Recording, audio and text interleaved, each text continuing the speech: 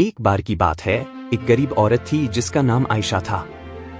वह एक छोटे से गांव में अपने माता पिता और छोटे भाई बहनों के साथ रहती थी।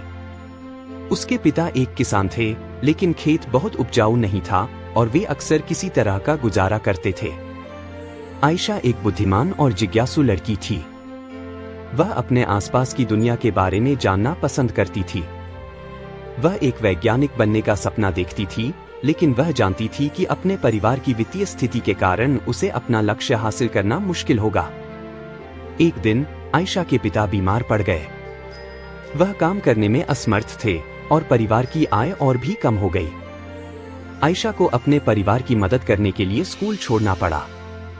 आयशा ने अपने परिवार का समर्थन करने के लिए कड़ी मेहनत की। उसने घरों की सफाई और खेतों में काम करने जैसे अजीब-अजीब काम किए। उसने स्थानीय बाजार में सब्जियां बेचना भी शुरू किया।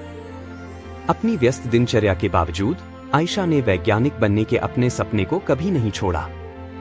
वह देर रात तक पढ़ाई करती थी और स्थानीय पुस्तकालय से किताबें उधार लेती थी। उसने घर पर भी अपने स्वयं के प्रयोग करना शुरू कर दिया। कई सालों की कड़ी मेहनत और दृढ़ संकल्प के बाद आयशा ने आखिरकार अपने सपने को हासिल कर लिया। वह विश्वविद्यालय में दाखिला लिया और वैज्ञानिक बन गई। उन्होंने विज्ञान के क्षेत्र में महत्वपूर्ण योगदान दिया।